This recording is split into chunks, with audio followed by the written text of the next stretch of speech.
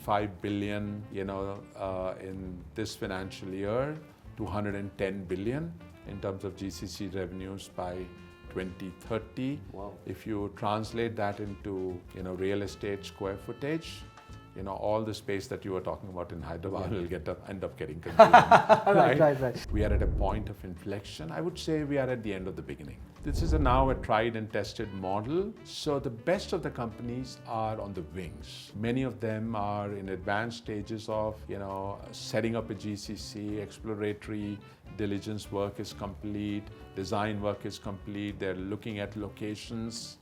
So the party is not over as yet. In fact, the party is just starting.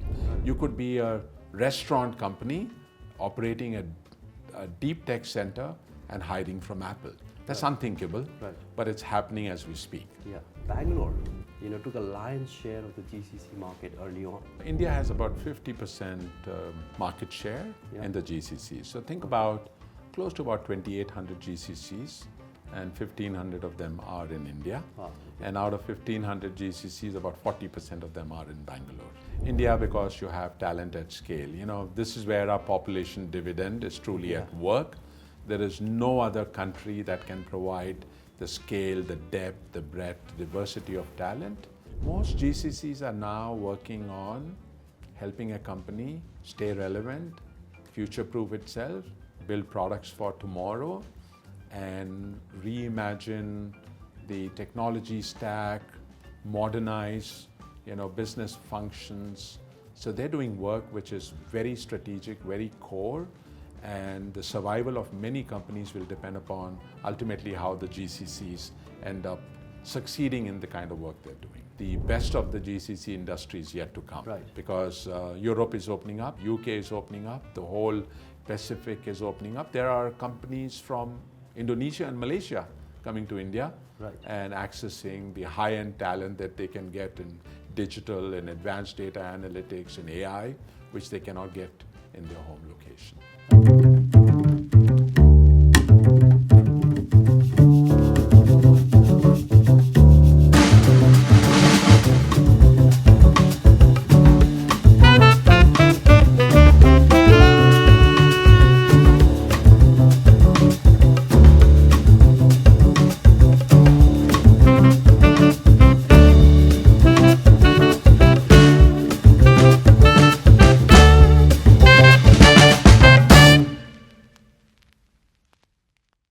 GCCs, or Global Capability Centers, are large offices of multinational companies in offshore locations.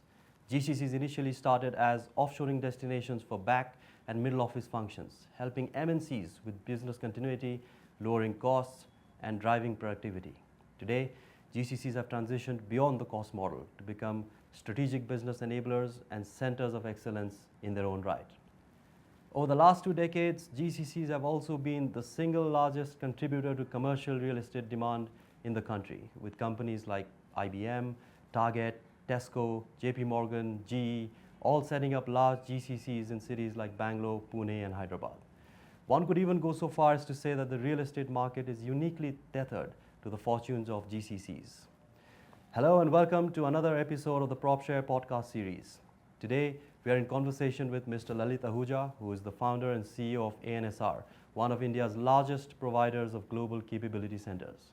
Over the past 2 decades, ANSR has helped set up GCCs for Fortune 500 companies, starting with Target in 2006 and expanding to the likes of FedEx, IKEA, Pepsi, Nike, Twitter, among various others. ANSR's portfolio today spans over 120 clients with a 20% market share across 12 million square feet. Lalit completed his engineering from BITS Pilani and followed it up with an MS in computer science from IIT Bombay. He started his career in the Indian Navy, retiring as a lieutenant commander before founding ANSR in 2005. Lalit, thank you so much for joining us today and welcome to the podcast. Perfect. So let's start off with a very simple question. Tell us what ANSR does and maybe an example of what you exactly do. Yeah. So we do 3 things for our customers. We help them design a GCC.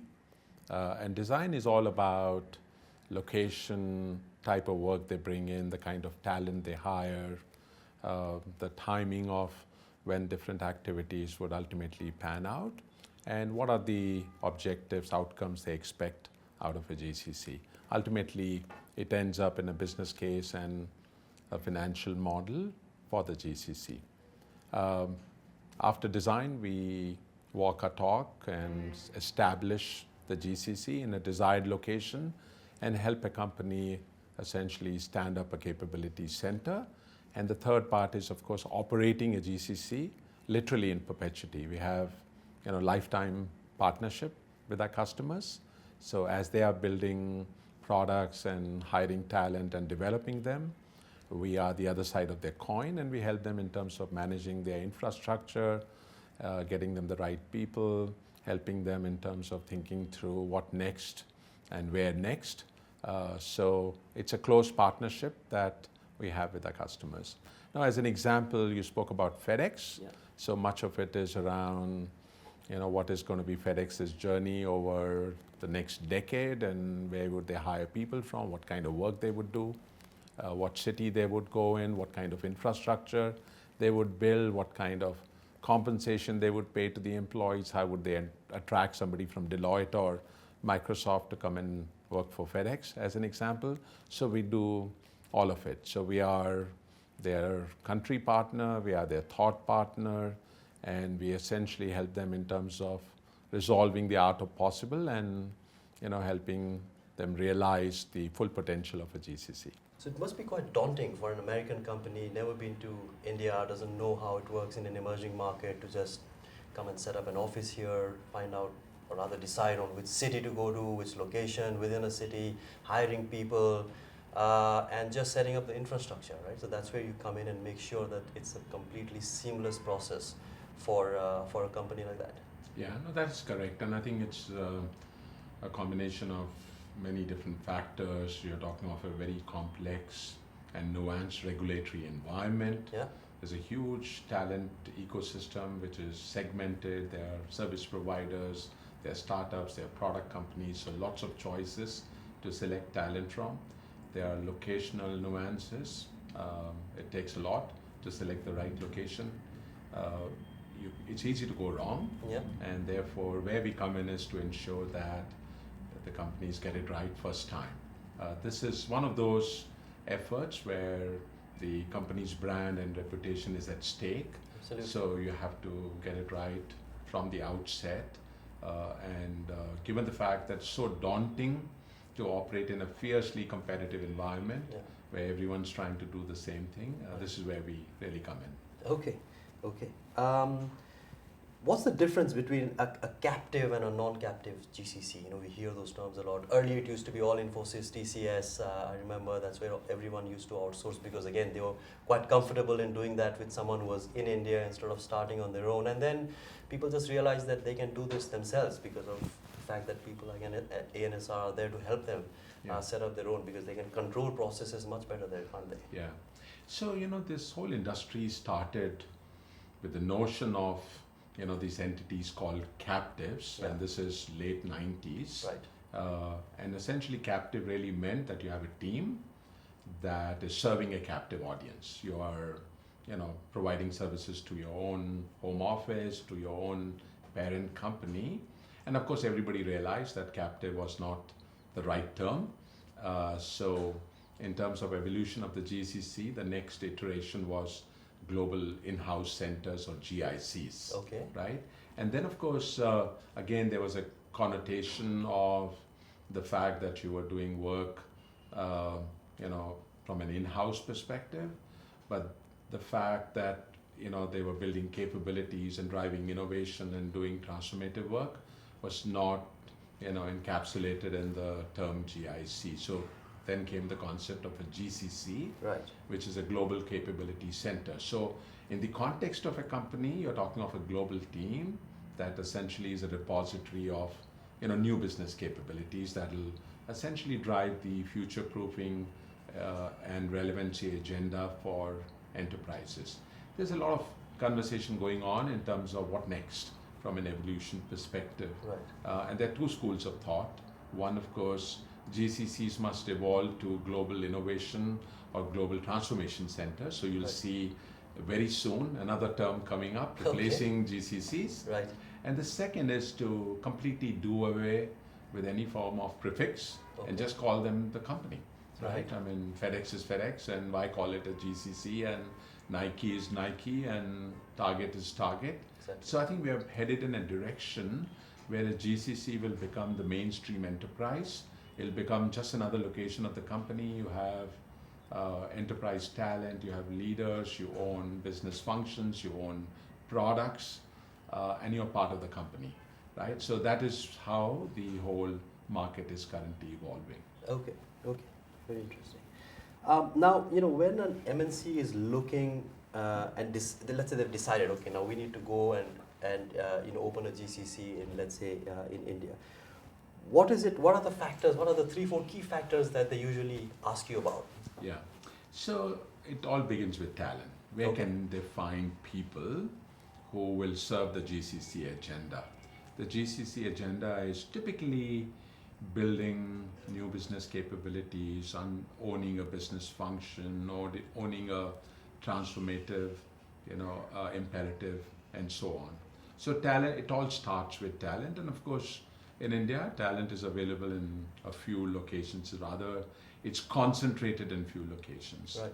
The other considerations would be quality of infrastructure, availability of real estate, cost of operations, the ability to manage retention as an example, or to have sustainable, growth in a particular location. Okay. Sometimes there are factors like, does a company have presence in the form of business, sourcing office, QA office, or a manufacturing facility, or if they're outsourcing, where are their partners located? So you can create a company ecosystem so everybody can operate in cohesion. Right, right. So talent is something that they really consider, because that's something that they are not getting at the price that they would want to in their home country, right? So there are 3 factors at play over here. Okay. Right? The first is, of course, just the availability of people. And today, the word is being Amazonized. Every company is becoming a technology company in disguise of whatever their core business is. So you're a technology first company, and you also happen to be a retailer or an airline or a bank and so on, right? So I guess, the first part is the availability of talent. The second is the optics.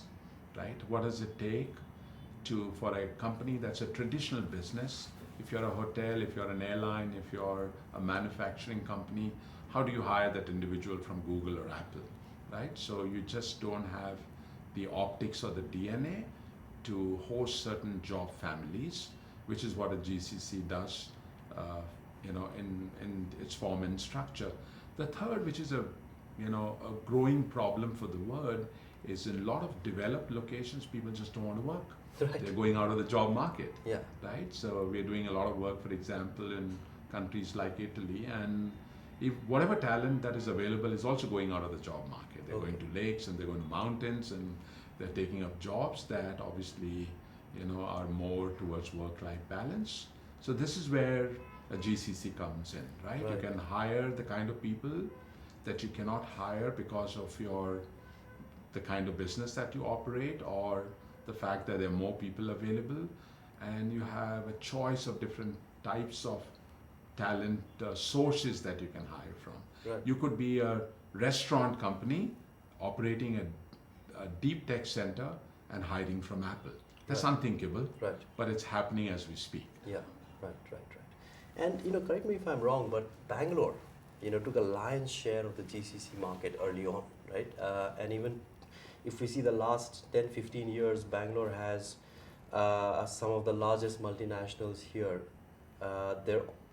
It's their second largest office outside of their home country, if you think about it. Cisco, Goldman Sachs, they don't have offices like this anywhere outside of the United States. It's strategically become extremely important. Why is it that they liked India? And why is it that they liked Bangalore initially? And of course now they're going to different cities, but any specific reason why? So, India has about 50% market share in the GCCs. So think about close to about 2,800 GCCs and 1,500 of them are in India. Wow, okay. And out of 1,500 GCCs, about 40% of them are in Bangalore. Right. India, because you have talent at scale. This is where our population dividend is truly Yeah. at work. There is no other country that can provide the scale, the depth, the breadth, the diversity of talent that we have in India. In fact, the time is not too far where the next Sundar Pichai and Satya Nadella are going to be in a GCC sitting in Right. Bangalore. It's already happening, right? So you don't have to go to America to pursue that American dream. Yeah.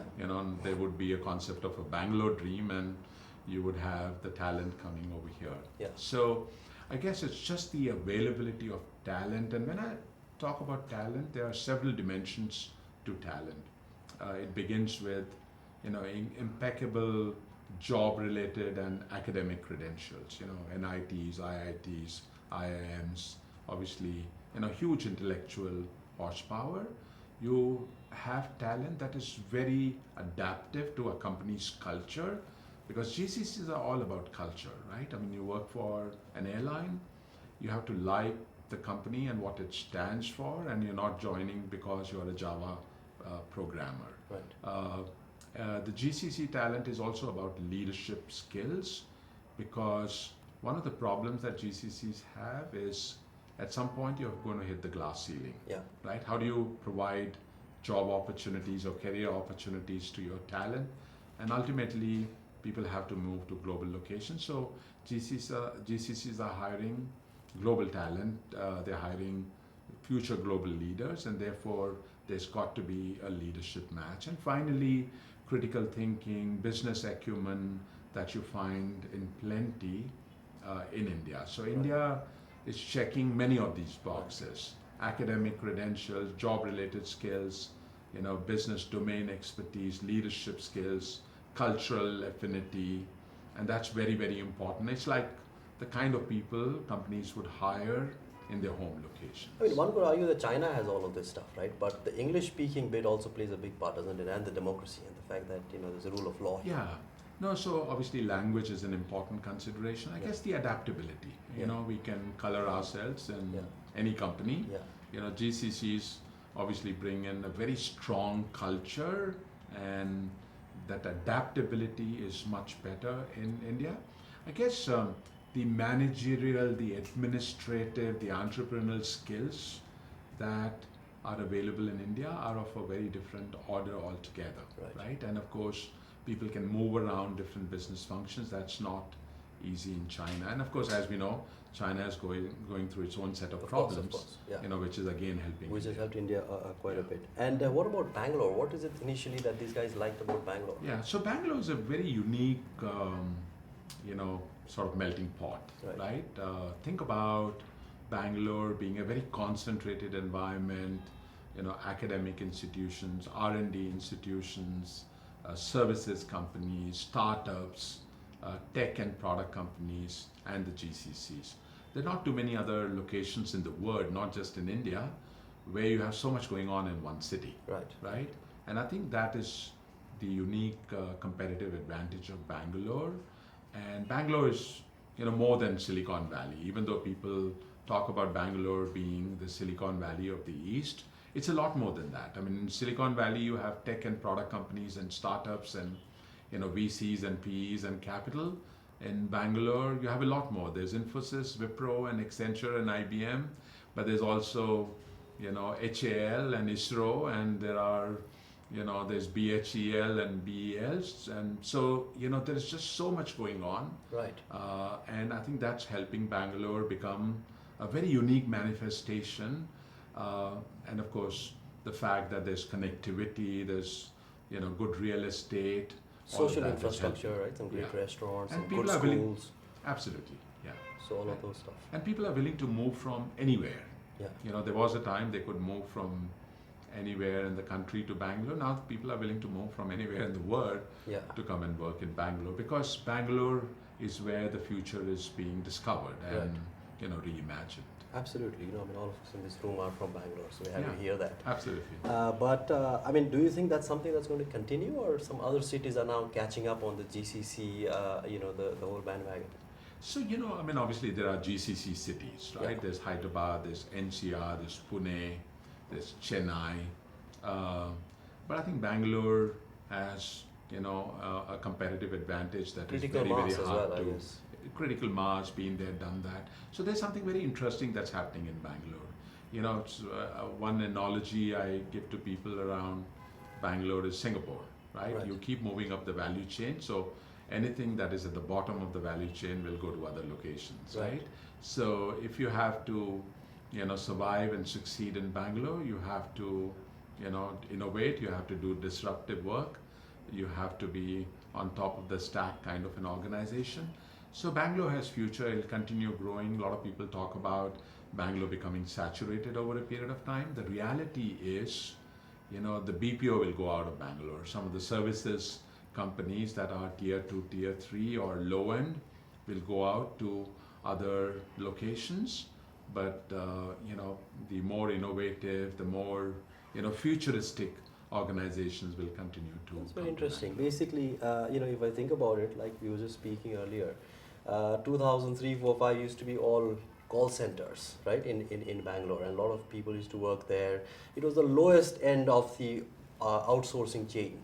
When someone called British Airways in London, but it kind of got routed to someone in Bangalore who used to speak to that particular customer. But then these multinationals realized that the talent is a lot better than just speaking on the phone, and they offshored all of that to other places. We hardly hear of a call center in Bangalore anymore. Then it moved up to BPO, and then much higher end services that they started moving to places like Bangalore, like all these financial services companies, the banks, Goldman Sachs of the world. I mean, they are doing some pretty high-end research out of Bangalore these days, hiring people from the IITs, doing all the credit risk, hedge fund research out of here. So you're saying that the BPO stuff will continue to go to other places, and then higher and higher end work is going to come to cities like Bangalore over time. Yeah. So if there was any notion of versioning of a GCC, Yeah. Some of the early forms of GCCs or captives that you were talking about, BPO, call center, customer service kind of work, they were like more like 1.0. Where the market is today is 8.0, Yeah. Which essentially means these are teams that are defining the future of the company, right? I mean, they're doing work that is tomorrow, that is next, that is new for these companies.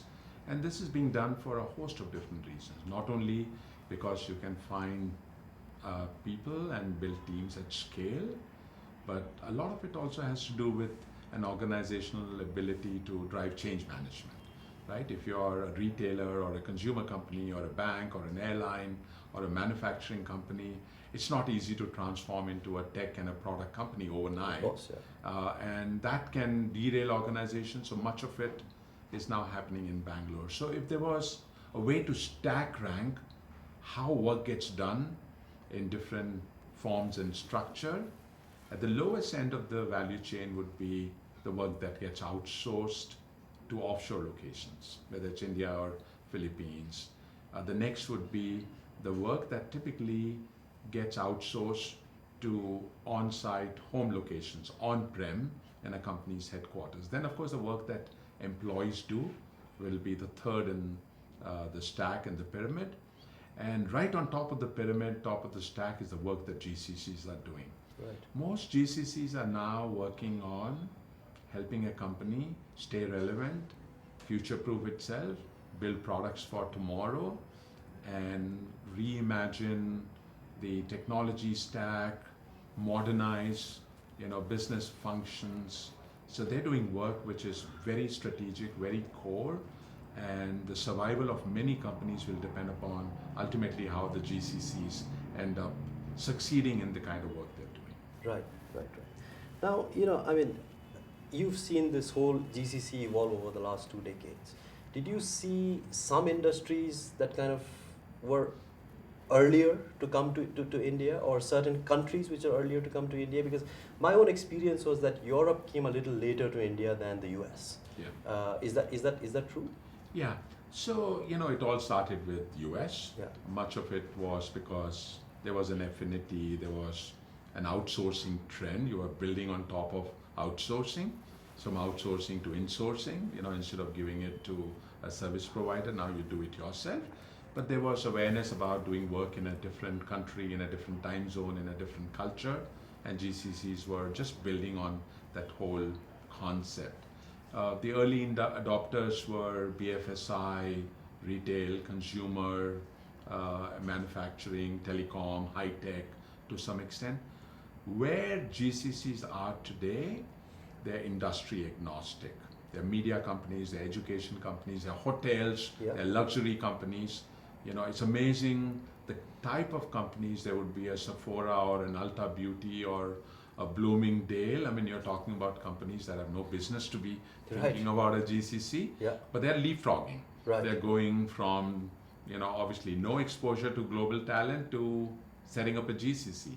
It's like how in India we skipped the landline generation and moved to mobile phones. Similarly, a lot of companies are straight away embracing, GCCs. So GCCs are industry agnostic, they're size agnostic, they're location of domicility agnostic, which means they're coming from Chile, they're coming from Argentina, they're coming from Australia and New Zealand, and of course Europe. So the problem that GCCs are solving for companies, are, irrespective or independent of countries or size or industries. And this obviously means a lot for the broader industry, because it means that the best of the GCC industry is yet to come. Because Europe is opening up, UK is opening up, the whole Pacific is opening up. There are companies from Indonesia and Malaysia coming to India and accessing the high-end talent that they can get in digital and advanced data analytics and AI, which they cannot get in their home location. Right. I mean, it's very interesting. If I come from a real estate investing background, institutional investing background, which is, a place like Blackstone, where I spent so much of my career buying commercial real estate in India. And the biggest drivers of commercial real estate, like I was saying earlier, has been multinationals. That's how the office boom in India started. And IBM would come into Bangalore. They would set up a 200,000 square foot office in EGL. Now they would need 2,000 people for that particular office, so they would hire 2,000 people. These 2,000 people then needed, the math was 400 square feet of residential space for every 100 square feet of office. So that 200,000 square feet led to 800,000 of residential being built around, let's say, EGL. And then that 800,000 then had like a couple with a baby growing, and then a school, the requirement for a mall, and then all the blue collar workers around it. It just, it gave so much back to society, other than just someone coming in here and setting up an office. And then we saw as more and more GCCs came to India, suddenly, like Bangalore office market, started absorbing 10, 12 million square feet a year. Went to Pune, 4-5 million, Hyderabad, 4-5 million, NCR, and so on. And then rents started slowly going up, land prices started going up, residential prices started going up, infrastructure started being built. The population of Bangalore, which used to be 6-7 million in the early 2000s, is now almost 20 million people. Just so many people have landed up here, right? And that's kind of all because of this influx of GCCs that have come into the market. So, I wanted to ask you, when in my own investing experience, I saw a few things that really accelerated GCC, I would say, entry into India. One I thought was the 2007-8 financial crisis. I just, while I was on the other side looking at office spaces, suddenly the amount of people who came in, even from Europe after 2008 and 9, was very, very high compared to the previous 5-6 years. Is that something that you also saw? Yeah, no, absolutely, because during that financial crisis, work had to be done, non-discretionary work had to be done. Right. You needed scale, it had to be done faster, more cost effectively, and therefore GCC became a way of doing that work. Right. And there have been other triggers. COVID-19, right? It's another one. Yeah. I think COVID has changed the world of GCCs in ways that even the financial crisis of 2008 did not. How so? Because essentially COVID, in the post-pandemic world, it doesn't matter where people are. Right. Work chases where people are, so any work, anyone, anywhere, anytime. So it's not a conversation anymore in terms of what work goes where. When in the pre-COVID time, companies used to be concerned about people working together and producing products or executing on different business functions. COVID distributed workforce in ways that was unimaginable, and for many companies there was no impact on productivity. The costs went down. Of course there were other issues like retention, but essentially the conversation around who does what work and where has gone away. And this is a big boon for the GCC. Not only it's accelerating work coming from traditional companies, but also new market segments are opening out. For example, a high growth startup in Silicon Valley that always thought that you needed to have a daily huddle and people working under your nose, no longer work is being done that way, and therefore that is changing the perception of companies in terms of how they would set up engineering teams and how the work will move to wherever people are. Right. That's very interesting, because what you're saying is people just embrace the idea of working away from an office desk, which was still keeping them kind of thinking about staying in their home countries. Now they just realize, look, I mean, the last couple of years during COVID, we were all working from home. So now we don't really need to be in a location. We could be in Bangalore, Pune, Philippines, anywhere we want. So why aren't we doing it? So it accelerated that thought process of just, not being stuck and doing team huddles like you were saying in one location. So, what it did was the kind of approaches companies were taking in setting up a GCC changed completely. I'll give you an example. We were setting up a GCC for one of the largest restaurant companies in the world. Okay. That was formed with acquisition of different brands, and they Right. were looking at, creating a unifying technology platform, and of course, building teams that will improve their, margins and profitability in the form of the GCC. They took an approach that they had a number of open positions in their headquarters in the US, and they brought all those positions to Hyderabad. Wow. And that approach worked. And with that approach came some C-level execs, some vice presidents, some Right. directors. So, when leaders were hired here, they built teams around them. In some ways, the company got formed Right. in a way that it existed in the US, right? So we're seeing some very creative ways in which work is now coming to GCCs in the post-pandemic era. Okay. It's not as structured and organized that it used to be pre-pandemic. Now you can hire anywhere. In fact, we work for one of the largest airline in the world. Whenever they have a job position, they open it to 3 of the big hubs, Bangalore and 2 hubs in the US. Right. And invariably, Bangalore ends up hiring first. Right. And whosoever gets the work, gets the team and gets the future around that work. So it's interesting how this is moving forward. Okay. If I were to ask you 2-3 challenges that would keep GCCs away from India, that you personally would love to correct, and something that you think could take business away from cities like Bangalore or even India, what Yeah. would you think they would be? I think we've come too far, right? So, obviously, one way to look at this, is most likely not going to happen, but I'm going to talk about some of the challenges to sustain growth, right? And obviously, again, 2 big factors. We need a supply of, premium, high-quality real estate. Right. That's foundational to a GCC.